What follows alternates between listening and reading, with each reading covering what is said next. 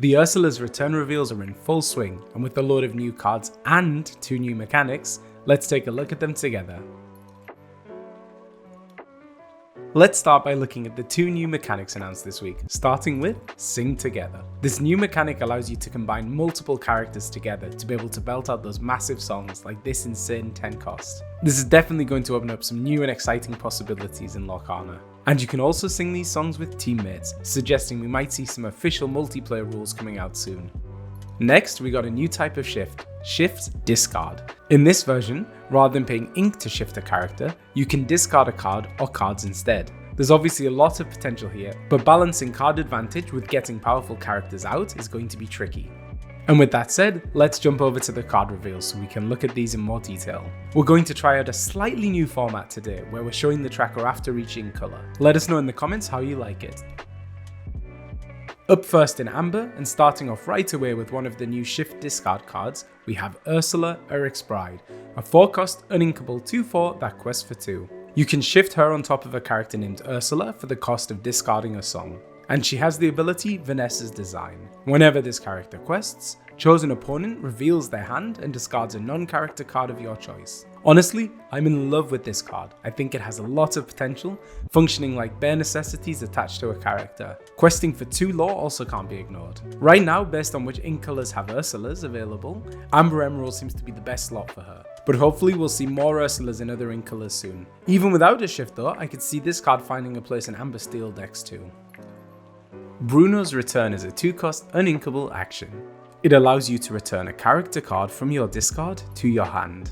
Then remove up to 2 damage from chosen character. This card certainly seems like a bit of a power creep over part of your world from set 1, albeit not being singable. So this certainly may have some potential. The bonus of being able to remove some damage too could prove quite nice as well.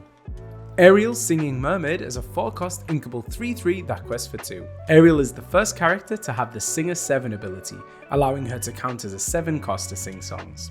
As with any other Singer card, this already feels very powerful, and hints that we're going to be seeing some higher cost songs soon, such as the next card. But even with the existing songs we already have, it makes Ariel a threat to sing Be Prepared in Ruby Amber decks. So as expected with Ariel, we have Look at This Family, a 7-cost inkable song. This song has the Sing Together keyword, so as explained at the top of the video, if you don't have Ariel available to sing it alone, you could use a combination of other characters to sing it too. And this card allows you to look at the top 5 cards of your deck. You may reveal up to 2 character cards and put them into your hand. Put the rest on the bottom of your deck in any order. Altogether, this seems like a pretty strong song, adding some more character focused card draw to Amber. Yep, I like this one a lot. Lost in the Woods is a 4-cost inkable song. All opposing characters get -2 strength until the start of your next turn. I'm not sure how relevant this one will be, especially since Kida Protector of Atlantis doesn't see much play currently. But still, it's a good option for aggro decks to squeeze out another turn of lore potentially.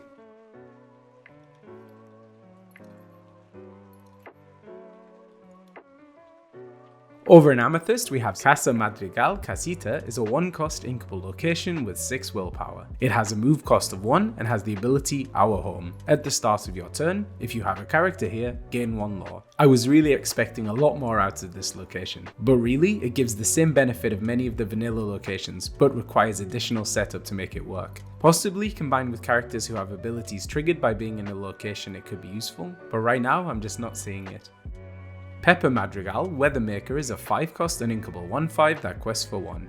She has the ability, It Looks Like Rain. When you play this character, you may exert chosen opposing character. That character can't ready at the start of their next turn unless they're at a location. Depending on how you look at it, she's either an expensive Pinocchio talkative puppet or a cheap Elsa Spirit of Winter. But certainly, she opens up some nice control options.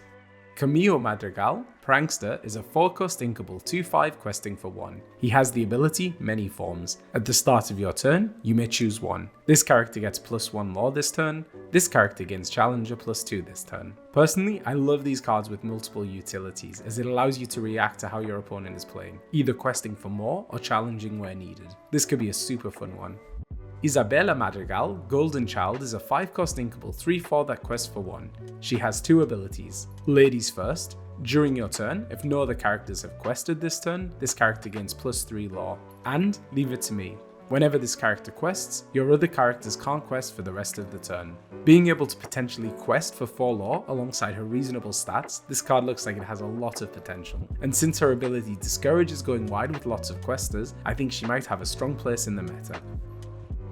We have Second Star to the right, a 10 cost uninkable song. It has the Singer Together 10 ability and allows chosen player to draw 5 cards. Because of its high ink cost and uninkability, it feels more like a 1 of or 2 of per deck, but it does offer some crazy card draw potential.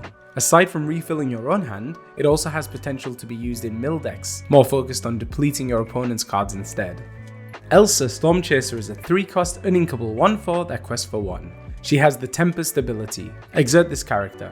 Chosen character gains Challenger +2 and Rush this turn. If Elsa can survive long enough for her ability to be used, she'll be able to beef up some of your characters and catch your opponent by surprise. Because of her willpower, she's also a really good shift target for Elsa Spirit of Winter and any other Floodborn Elsas that come along.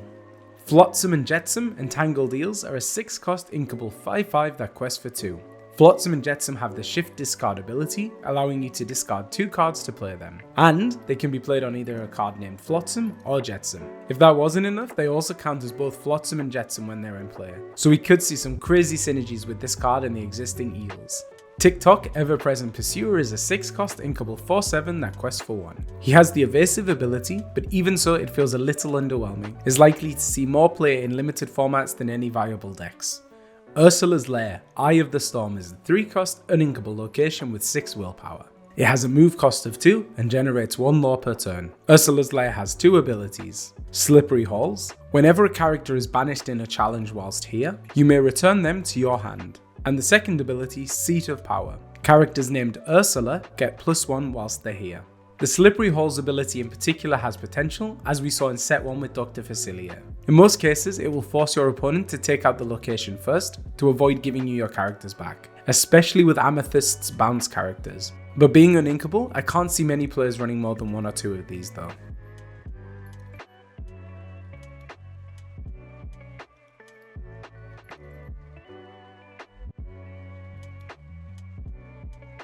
In Emerald, we have Vision Slab, a 3 cost inkable item. It has 2 abilities. First, Danger Revealed. At the start of your turn, if an opposing character has damage, gain 1 lore. Entrapped. Damage counters can't be removed. So first things first, it doesn't read like this effect stacks. So even if your opponent has several damaged characters, you'd only gain 1 lore for each Vision Slab you have in play.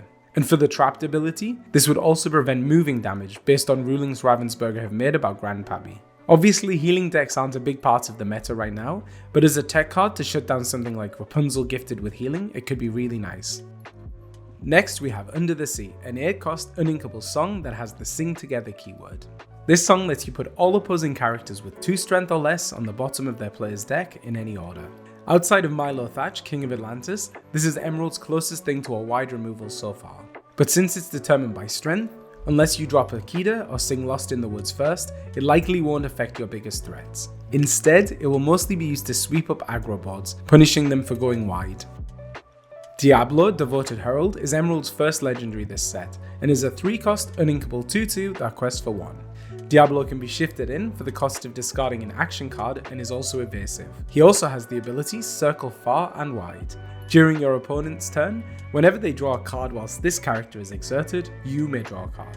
At worst, this will allow you to gain at least 1 card during your opponent's draw phase, but most players are going to be able to play around this ability quite easily. And even with evasive, the 2 willpower just makes this card feel a bit underwhelming overall.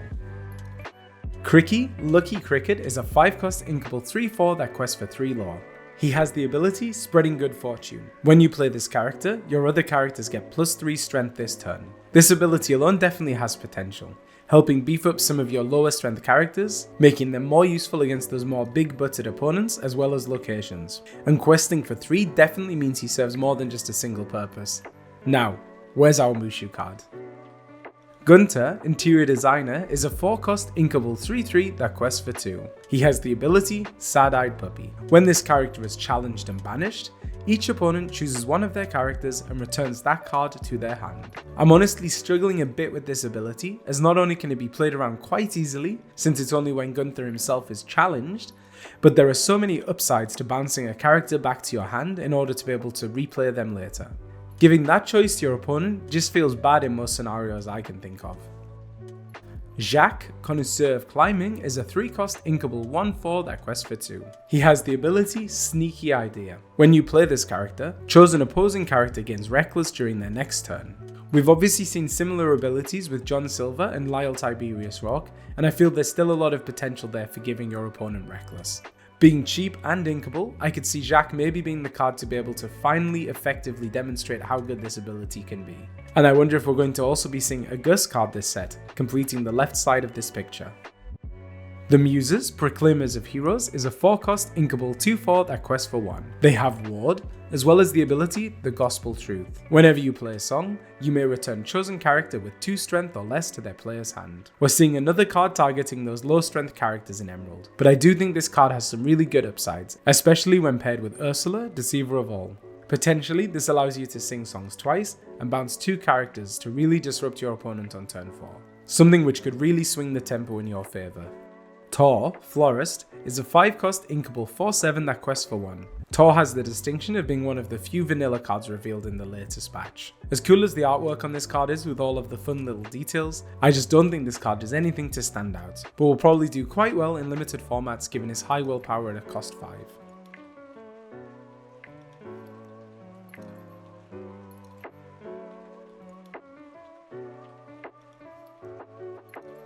On to Ruby now, and we're starting off with A Pirate's Life, a 6-cost inkable song which has the Sing Together keyword. With this song, each opponent loses 2 lore and you gain 2 lore. This of course is very similar to Aladdin's daring exploitability without it being attached to a body. Being cheap enough to be sung by quite a few Ruby staple characters, maybe this will see play, but I just wish it did something a little more to really up the value.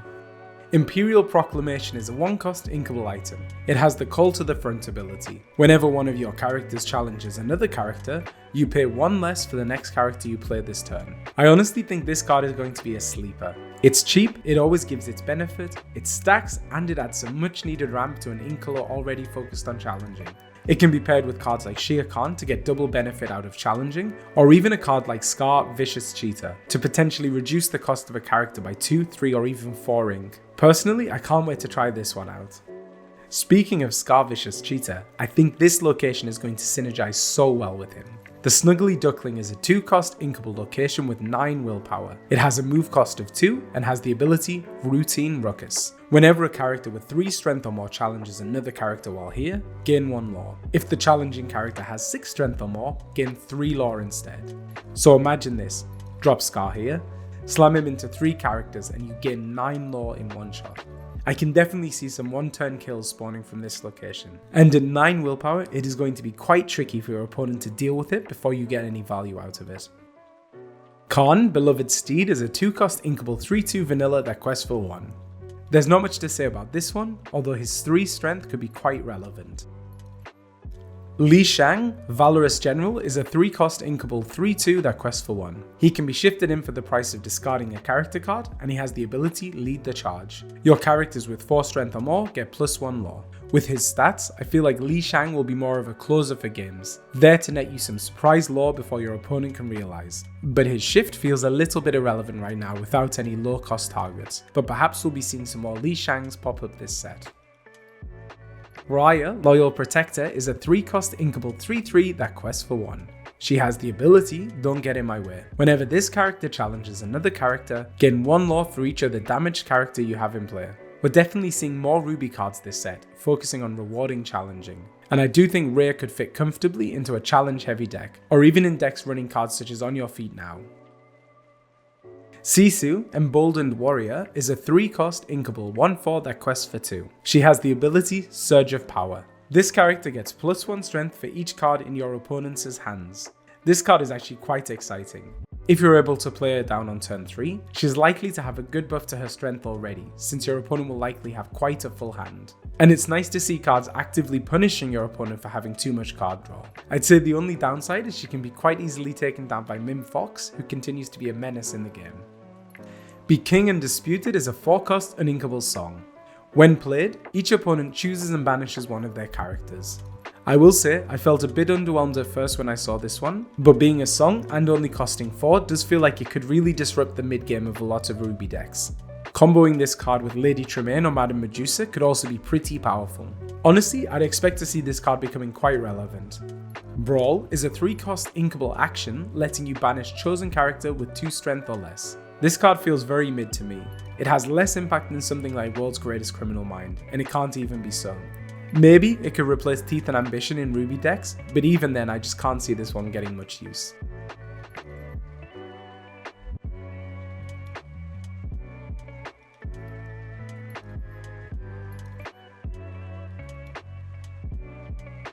Sapphire now, and we have Olaf, Carrot Enthusiast, a 3-cost inkable 1/4 that quests for 2. He can be shifted for the cost of discarding an item card and has the ability Carrots for All. Whenever he quests, each of your other characters gain strength equal to this character's strength this turn. Alone, giving a character +1 strength may not be much, but if we see more strong support cards this set, Olaf could potentially be buffing other characters by a lot more. Until then, he's okay at best, unfortunately. Dig a Little Deeper is an 8-cost uninkable song with the Sing Together keyword. It allows you to look at the top 7 cards of your deck. Put 2 into your hand. Put the rest at the bottom of your deck in any order.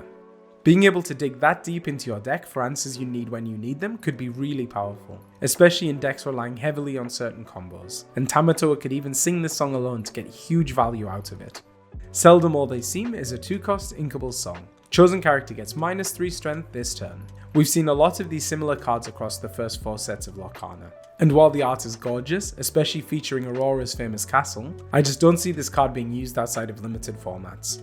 Treasure Untold is a 6-cost inkable song letting you return 2 item cards from your discard into your hand. At 6, the cost is quite steep as it feels like the main targets are likely to be popsicles in most cases, but perhaps we'll see some items this set which make this song more useful.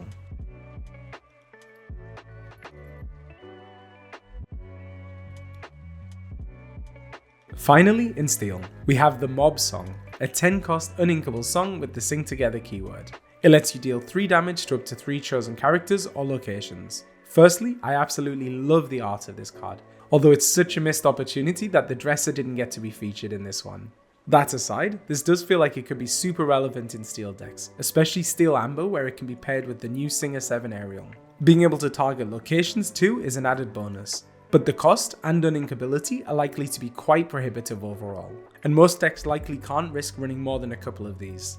The Wall is a 4-cost inkable location with 8 willpower. It has a move cost of 2 and the ability Protect the Realm. While you have an exerted character here, your other locations can't be challenged. In a roundabout way, the Wall acts almost like a bodyguard for locations, and could really force some difficult decisions from your opponent. It also has some great synergy with Gustav, who not readying could be a pretty big advantage if he's placed here.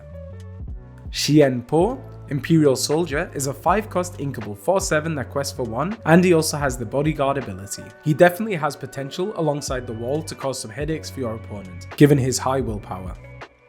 Chi Fu, Imperial Advisor, is a 3-cost inkable 0/5 that quests for 1. He has the ability Overly Cautious. Whilst this character has no damage, he gets +2 law. Paired with the bodyguard or buffed with resist, Chi Fu could be a really strong aggro threat, and I do think he has potential to surprise your opponent.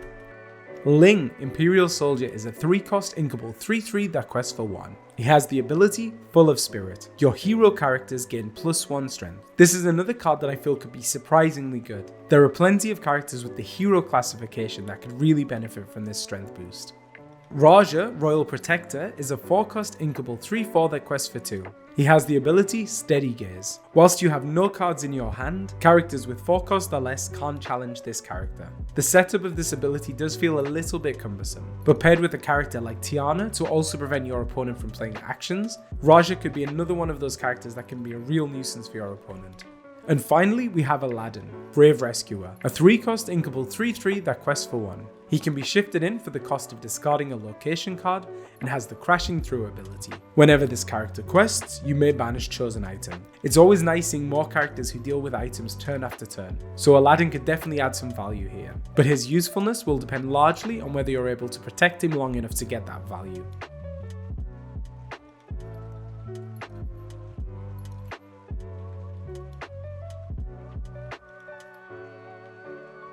Phew, that was a lot, but I know I'm super hyped for set 4 with these new mechanics. But what do you think? Will the new discard shift mechanic and sing together change the landscape of Lorcana? Let us know down in the comments, and join us next time for more card reveals. Until then, happy questing.